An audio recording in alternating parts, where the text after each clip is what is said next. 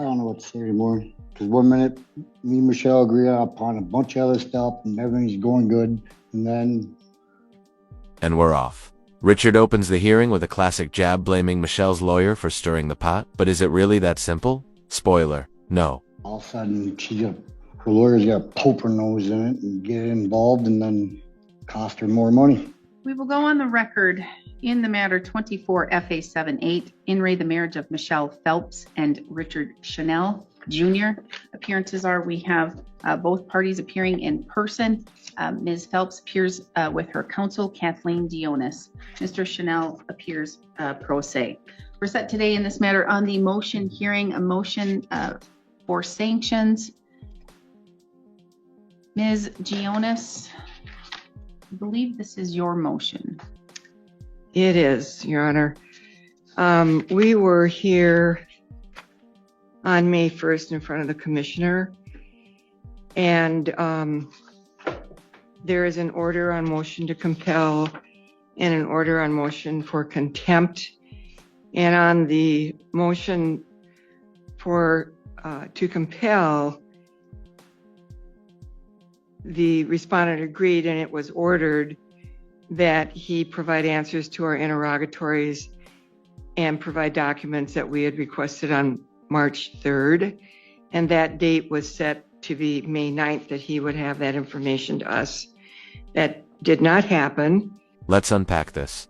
Richard was legally ordered to provide answers and documents by May 9th. That's not optional, it's mandatory. Ignoring this puts him on a fast track to being held in contempt. And that's when we then filed our motion that we are here today on. And then there was also an order, order on the motion for contempt. In November, Mr. Chanel agreed and was ordered to keep the mortgage payments current, his car, and the Royal Credit Union. The last payment was in January. My client had gotten a letter from the lender saying if it wasn't brought current by June 6th, they would start a foreclosure. And so the court held open a finding of contempt. And that also, the date was set that he would bring that current by May 9th. And I'll have to add that this was by stipulation in the court with the court commissioner. That payment had not been brought current, and thus we filed the motion that we are here on today, requesting that it be found in contempt and that sanctions be entered. In addition, at the first hearing, we asked for $1,000 in attorney's fees. Things just escalated. We're talking foreclosure threats. If the mortgage isn't paid, this isn't just legal back and forth, it's about keeping a roof over someone's head. We agreed to hold that in abeyance as a incentive for Mr. Chanel to comply by bringing the payments current and answering the discovery request, which he did not do. So we would ask that the court would enter that request. And then we also requested $1,000 for today for having to bring this motion because discovery had not been provided. And at the time the motion was filed, the payments had not been brought current. Now, about 2 weeks ago, Mr. Chanel did bring the mortgage current. My understanding, it is current as of June 4th, which is when the payment was due. Nevertheless, we had filed our motion, and we are here. We emailed him the motion, we mailed him the motion, attempted service. He had already left for his job in Montana, but did know about today's hearing, and that's why he is here. Today in the hallway. So, Richard handed over key financial authorizations, literally in the hallway before the hearing. That's not preparation, it's a last-minute Hail Mary. Courts don't run on hallway handoffs, folks. He did provide me signed authorizations for his retirement account and a signed financial authorization, which I had requested. He hasn't filled out the financial disclosure statement as is required by statute in order for the final hearing to be complete. And he provided me pay stubs. I believe, I haven't had a chance to look at them because he just gave them to me. But I believe what he said is they go back to the beginning of the year, which will be helpful. Just a little background, these folks have not filed the joint income tax return. Was it starting in 22? You didn't do it in 22? For sure, 2023 and 2024. And I don't have W-2s. Mr. Chanel indicated today that he can get those, and I've asked him to do so. Even though he signed the retirement authorization, he has told me that it's Wilson McShane. He's told me that, but he hasn't, provided any written answers to anything. So that is where we stand on that. We would like him to be found in contempt, keeping in mind that he did bring the mortgage payment current, but we've had to attend 2 in-person hearings on this, and that's, Richard's defense. We were working things out until lawyers got involved. Translation: he ignored court orders and hoped everything would just magically resolve itself. Classic miscalculation. Part of the reason the attorney's fees are so high is Ms. Phelps is paying me to drive here and have a court hearing and drive back, in addition to drafting our motions and affidavits and so on. And it's expensive to do this in order to try to get Mr. Chanel's compliance. Also today, I would ask that the court would set this for a trial date because we're getting nowhere. So we should have a trial date. Ms. Jonas, would you think that it would be a half day or a full day? I think a half a day should do it. Yeah. All right, Mr. Chanel, your response? I don't know what to say anymore. Because one minute, me and Michelle agree upon a bunch of other stuff and everything's going good. And then all of a sudden, her lawyer's got to poke her nose in it and get involved and then cost her more money. So it's like, one minute it's like we were going to make it work, one minute we're not. So why do you think I procrastinated that? That's why.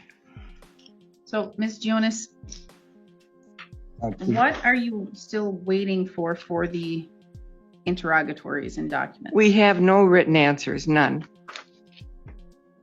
Didn't say anything about mailing it back in. And they are abbreviated. I did not send out, like a lot of attorneys will exchange. I think there's 13 questions. And the same on the production of documents.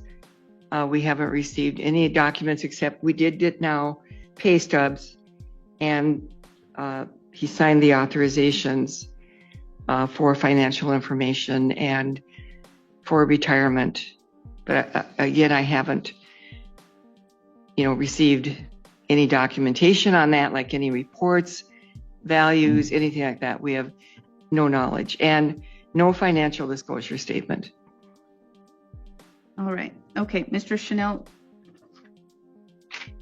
do you understand or do you know what questions she's asking? Yes, I understand. But the reason why she didn't get it is because Shelley, we were going to work on it. It wasn't supposed to come this far. And this was just recently. And then all of a sudden, boom. So that's why she didn't get them. I mean, they're signed. They've been signed. They just... Where are they? She has them. I didn't know I was supposed to mail them to her. Oh, wait. I had to give them to you when we came to court again. He showed me he signed a blank financial disclosure statement that I sent him. He signed it and dated it. It's not filled out. It says sign. I didn't know you got to fill it out. And she already had it all filled out. Signing a blank financial disclosure form and calling it a day. That's like turning in a test with just your name on it. Legally, the judge knows it. And so, Mr. Chanel, That's the law. The Oh, I law know. is you must do the financial disclosure statement, not just for Ms. Jonas, but for the court, because I need that And document. when I seen it though, when I looked at it, it was already, Shelley had everything filled out on it. You have a copy of it here? This is what she had all written down here, party 1, party 2. We sent him Ms. Phelps' financial disclosure And it statement. had mine on it too.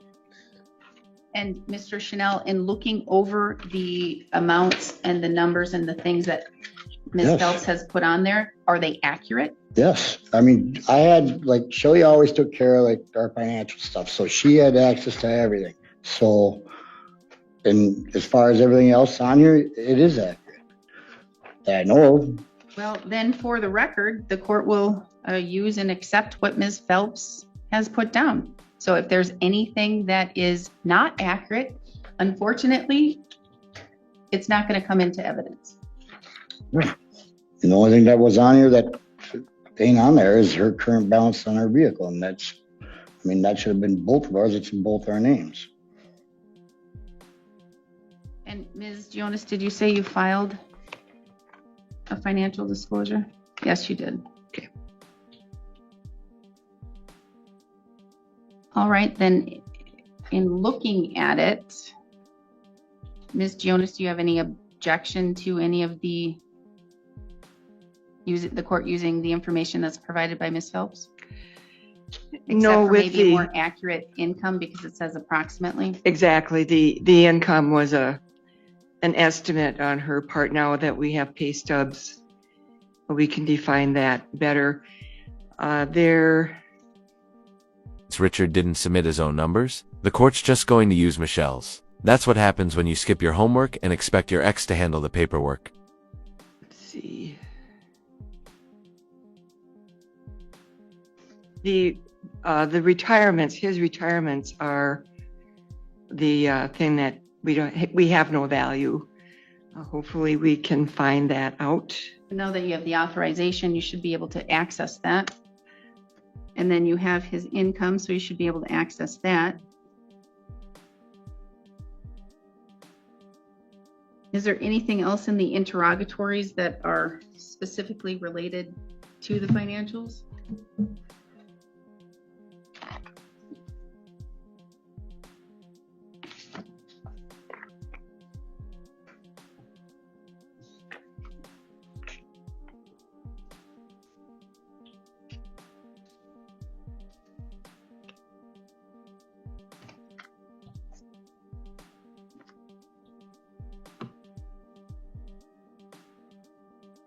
So let me look here a moment.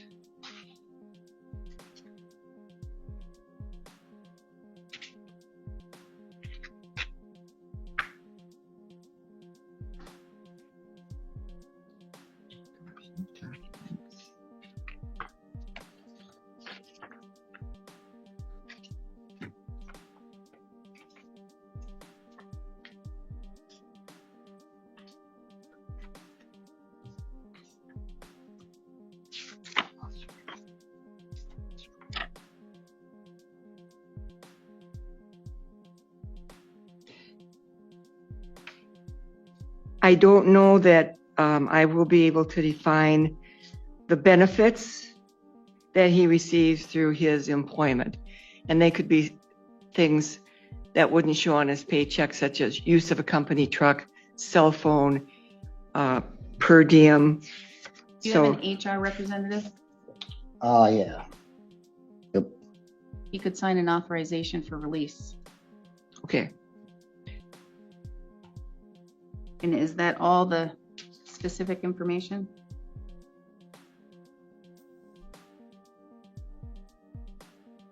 Do you think he is? Or the court can order it. I could just order that it's released to you, Okay. because that can be done, you know, probably a lot sooner. Yes.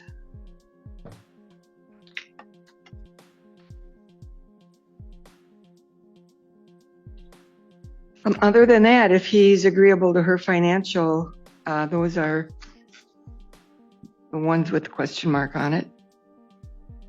And do you have the copy right there, Mr. Chanel, of that financial disclosure? Of hers, yes. Yes.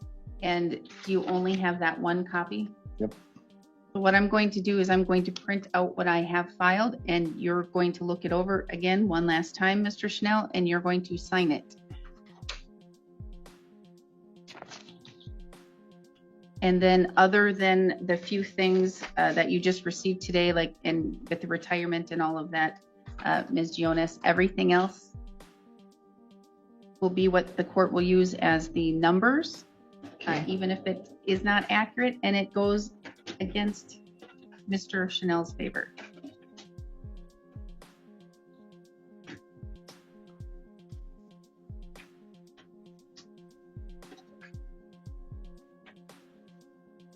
I don't want to jump ahead, but there is another issue about the use and occupancy I was going to say about the house and the girlfriend.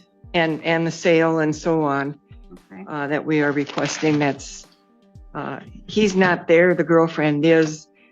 In her affidavit, my client asked that Mr. Chanel would have his girlfriend removed and we would get a court order. That's why we're in front of. And now the girlfriend enters the chat. She's living in the marital home, and Michelle wants her out. Add property division, occupancy rights, and buyouts to the fire. This just got real.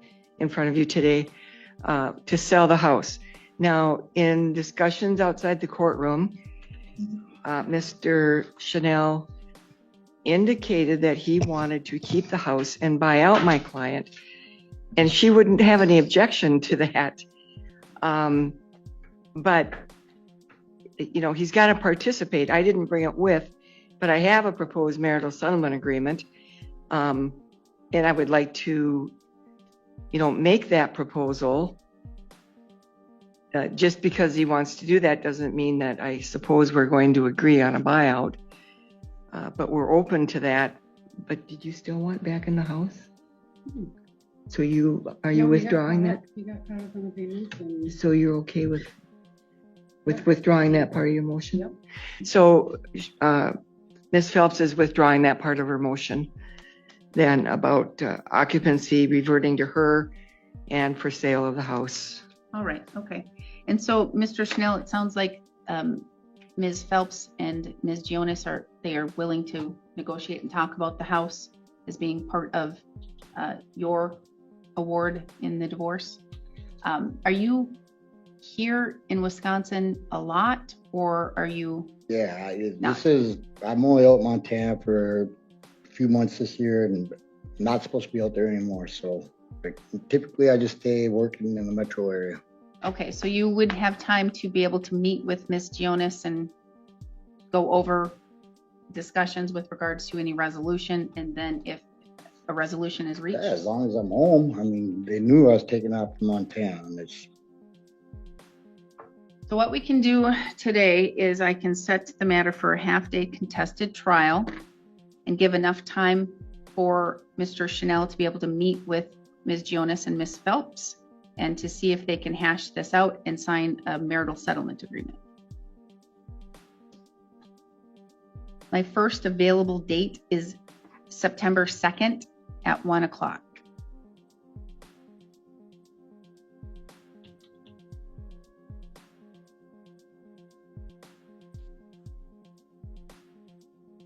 That works on my calendar. All right, we'll schedule it for September 2nd at 1 o'clock. If the matter resolves, Mr. Chanel and Ms. Phelps, and you're able to reach a marital settlement agreement, then you won't need to be here in person. We can handle your divorce and everything by telephone or by video. Okay? But that's only if you're able to reach an agreement. Otherwise, we'll have that contested hearing on September 2nd, starting at 1 for the rest of the afternoon. As it relates to the issue of contempt, The judge finds Richard and hits pause on punishment. Why? Because there's still a shot at settlement. But if they can't agree by September 2nd, it's game on in court. I do find that you are in contempt. You did violate the commissioner's order as it relates to the sanctions.